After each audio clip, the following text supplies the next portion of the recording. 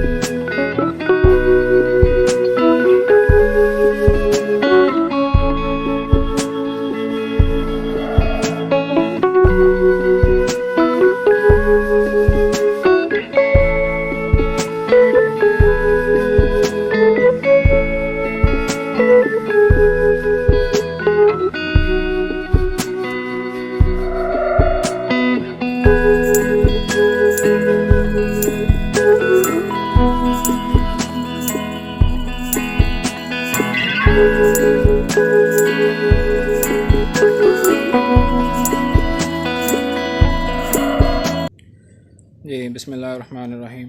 Shade आपने देख लिया अंदर से भी और बाहर से भी। तो अब हम कुछ इम्पोर्टेंट जो फैक्ट्स होते हैं एक शेड को बनाने के लिए उस पर बात कर लेते हैं। सबसे जो ज़रूरी चीज़ आपने माइंड में रखनी है एक शेड बनाते हुए वो ये है कि मैं सिर्फ बताऊंगा कि छत के ऊपर अगर आपने कोई शेड बनाते हैं, छत पे आपने जहाँ पे भी शेड बनाना है तो इस चीज़ का लाजमी ख्याल रखना है कि आपके शेड के अंदर तकरीबन 2 से 3 घंटे के लिए सूरज की रोशनी लाजमी आए। सूरज की रोशनी बहुत ज़्यादा ज़रूरी होती है बर्ड्स के लिए भी और शेड के मेंटेनेंस के हवाले से भी बहुत ज़्यादा ज़रूरी होती है सूरज की रोशनी। तो सूरज की रोशनी का शेड के अंदर 2 से 3 घंटे के लिए दिन में आना बहुत ज़रूरी होता है।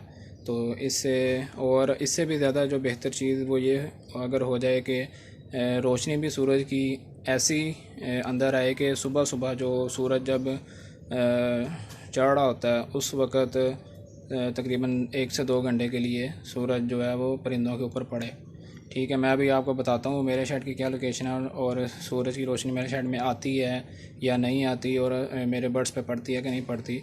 लेकिन बस अभी 1-2 पॉइंट बस आपको बताना चाहता हूँ। सूरज की रोशनी का शेड के अंदर आना और इसका बर्ड्स के ऊपर पड़ना क्यों ज़रूरी है, बर्ड्स के हवाले से बहुत ज़रूरी चीज़ है सूरज की रोशनी, क्योंकि ये विटामिन डी का एक बहुत अच्छा सोर्स होता है। तो इससे बर्ड्स की हड्डियाँ वगैरह बहुत मजबूत होती हैं और बर्ड्स के अंदर किसी किस्म की कोई बीमारी नहीं आती। तो और अगर ये जैसे ये केज है, ठीक है, इस केज के अंदर अगर आप ये देखते हैं ये जो इनकी शीट्स वगैरह आ जाती हैं, शीट्स के अंदर जब ये बर्ड्स की जो बिठें वगैरह जब गिरती हैं तो ये चीज़ और साथ साथ पानी भी गिर रहा होता है तो ये चीज़ गीली हो जाती है। तो जब सूरज की रोशनी इन चीज़ों में पड़ती है तो ये जो ट्रे वगैरह होती हैं ना ये ऑटोमेटिकली खुश्क हो जाती हैं और तो इस हवाले से भी बहुत ज़रूरी होती है कि आपकी ट्रे गीली नहीं होनी चाहिए, वरना तो बर्ड्स के अंदर बीमारी आने का ख़तरा हो सकता है। क्योंकि जो बिठें वगैरह होती हैं अगर वो गीली हो जाएंगी तो फिर जरासीम वगैरह प्रोड्यूस होते हैं तो जिसकी वजह से बर्ड्स के बीमार होने का काफ़ी ख़तरा होता है। तो इन सब चीज़ों से बचने के लिए ये जो सनलाइट होती है बहुत ज़रूरी होती है।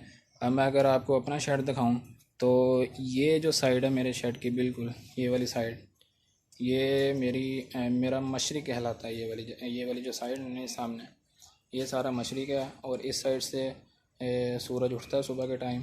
और ये मेरे पूरे शेड के अंदर, ये यहाँ पे अंदर बिल्कुल सामने वाली जो लाइन है बिल्कुल फ्रंट पे, यहाँ पे प्रॉपर तकरीबन 2 से 3 घंटे के लिए सूरज लाजमी आता है। और इवन के ये जो सबसे ऊपर टॉप वाला हिस्सा है, यहाँ पे भी 2 से 3 घंटे के लिए इस पूरे हिस्से पे, ये यहाँ तक तकरीबन 2-3 घंटे लाजमी सुबह सुबह सूरज डलता है। जो जब सर्दियाँ होती हैं, यहाँ पे मेरे बर्ड्स होते हैं, तो जब सर्दियों के अंदर उनका धूप पड़ती है तो वो मैंने देखा भी अपने बर्ड्स को कि वो बहुत इंजॉय कर रहे होते हैं इस चीज़ को, और बहुत ही उनको अच्छा फील हो रहा होता है। तो जी ये तो एक चीज़ थी शेड के हवाले से कि सनलाइट का होना कितना ज़रूरी होता है।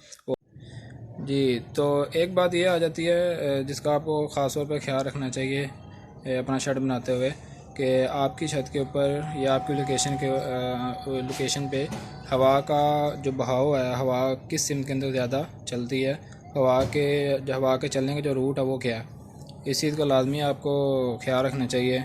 क्या है कि हवा मशरिक़ से मगरिब की तरफ ज़्यादा चलती है या शुमाल से जनूब की तरफ ज़्यादा चल रही होती है।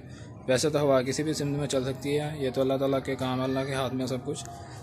लेकिन कुछ होता है, कुछ जगहों पे कुछ ख़ास रूट होता है हवा का, मतलब कि अब ये जो जैसे हमारी जगह है, यहाँ पे शुमाल से जनूब की तरफ ज़्यादा हवाओं के चलने का रुख होता है। तो अब जैसे ये मेरी मशरिक़ वाली साइड थी, मैंने पहले भी बताया था, और इस साइड पे ये मगरिब, यहाँ पे सूरज ग़ुरूब होता है, यहाँ से तलू होता है सूरज।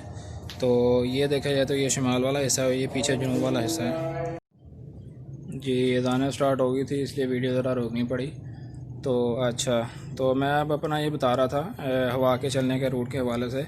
तो अब देखा जाए तो ये ज़्यादातर हमारे जो इलाके में है वो हवाएं चलती हैं शुमाल से जनूब की तरफ, जनूब से शुमाल की तरफ, इधर हवाओं का ज़्यादा रुख होता है हवाओं का चलने का।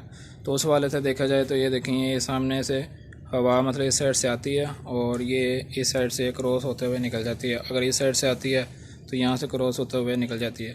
अगर हवा इस साइड से आती तो ये बिल्कुल, ये पीछे देखा जाए तो पीछे दीवार आ जाती है, दीवार में आके हवा ने रुक जाना था। और अगर इस साइड से ज़्यादा हवाएं चलती हैं तो फिर हवा ने पीछे ही रुक जाना, शेड ने हवा के अंदर तक आना ही नहीं है। तो ये चीज़ का आपने बड़ा ख्याल रखना है कि उस जगह पे आप शेड बनाएं जहाँ पे हवा की वेंटिलेशन और हवा क्रॉसिंग होती रहे हवा की। अगर मेरी ये लोकेशन, अगर फ़र्ज़ करें मेरी इस साइड पे कोई दीवार आ जाती, या इस साइड पे जैसे पीछे है, अभी दीवार तो है लेकिन वेंटिलेशन का भी ऊपर निज़ाम है, अगर यहाँ प्रॉपर पूरा बंद होता है तो फिर मुझे अपनी लोकेशन ये चेंज करनी पड़नी थी, क्योंकि यहाँ पे हवा की वेंटिलेशन का फिर बड़ा प्रॉब्लम हो जाना था। जैसे अब ये अगर इधर से हवा आती है तो इधर आके रुक जाएगी, यहाँ से निकलेगी नहीं, ठीक है ना। ये देखें पीछे सारी दीवार है, और अगर इधर से तो आ ही नहीं सकती अंदर हवा, तो निकलेगी क्या वो।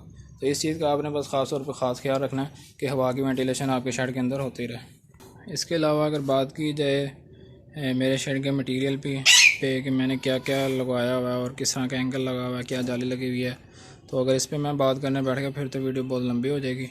तो मैं अपनी वीडियो की लेंथ रखना चाहता हूँ 10 से 12 मिनट या 8 मिनट या 10 मिनट या मैक्सिमम 12 मिनट, इससे ज़्यादा की वीडियो मैं नहीं बनाऊँगा कभी भी। तो इस पे इंशाल्लाह फिर नेक्स्ट टॉपिक पे जो या नेक्स्ट कोई वीडियो आएगी उस पर फिर मुकम्मल बात करेंगे कि मैंने किस तरह का एंगल लगाया हुआ है और किस तरह की जाली लगी हुई है और इनकी मोटाई कितनी है और इनकी मेजरमेंट क्या है, उस पर सारी डिटेल एक बाद में बात करेंगे। तो आज सिर्फ शेड के हवाले से ये पहली वीडियो है, एक शेड के हवाले से पहली वीडियो है। बर्ड्स वैसे भी यहाँ पे आपको नहीं नज़र आ रहे होंगे, तो बर्ड्स इंशाल्लाह आपको नज़र आएंगे। सिर्फ ये राख एक पेड़ पड़ा हुआ है यहाँ पे, बाकी सारे बर्ड्स नीचे हैं, तो वो इंशाल्लाह जल्दी ऊपर ले आएंगे। तो पूरा सेटअप जब तैयार होगा फिर इंशाल्लाह उम्मीद है कि आपको बड़ा अच्छा लगेगा, आपको ब्रीड भी दिखाई जाएगी, सब कुछ दिखाया जाएगा। तो बस आपसे यही गुजारिश है कि आप चैनल को सब्सक्राइब करें, लाइक करें और शेयर करें। और अगर कोई कमी पेशी नज़र आ रही हो या अगर किसी चीज़ के बारे में कोई समझ ना आ रही हो तो कमेंट्स लाजमी करें, इंशाल्लाह मैं टाइम निकाल के लाजमी आपको जवाब दूंगा। तो इसके अलावा 3 से 4 पॉइंट और मेरे जहन में हैं जिसको आपको अपने जहन में रखना बहुत ज़रूरी है एक शेड बनाते हुए। तो जैसे नीचे बाउंड्री नज़र आ रही है, ये मटेरियल कैसा लगा हुआ है, इसकी छत पे क्या क्या चीज़ों की हमें रिक्वायरमेंट होती है, थर्माकोल और इसके ऊपर जो टीन की छत लगी होती है, लोहे की जो छत होती है वो किस मटेरियल की होनी चाहिए, वो छत को किस तरह फिक्स किया जाता है। तो ये दरवाज़ा का क्या साइज़ होना चाहिए, फ्रंट कितना है, ये साइडें कितनी हैं और ये जो तरपाल लगी है इसके बारे में मैं अभी डिटेल से आपको बताना चाहता था, तो लेकिन अगर अभी इस वीडियो में सारा कुछ बताने बैठ गया तो वीडियो की लेंथ बहुत ज़्यादा हो जाएगी, इसलिए इस वीडियो को यहीं पे फ़िलहाल वाइंड अप करते हैं। तो नेक्स्ट वीडियो के अंदर ये जो बाकी पॉइंट्स हैं आपको उसके बारे में मैं लाजमी बताऊँगा। वकास को दीजिए इजाज़त। इंशाल्लाह शेड के हवाले से जो सेकंड वीडियो आएगी इसकी शेड की, तो उसमें इंशाल्लाह लाजमी मिलते हैं। अल्लाह हाफ़िज़।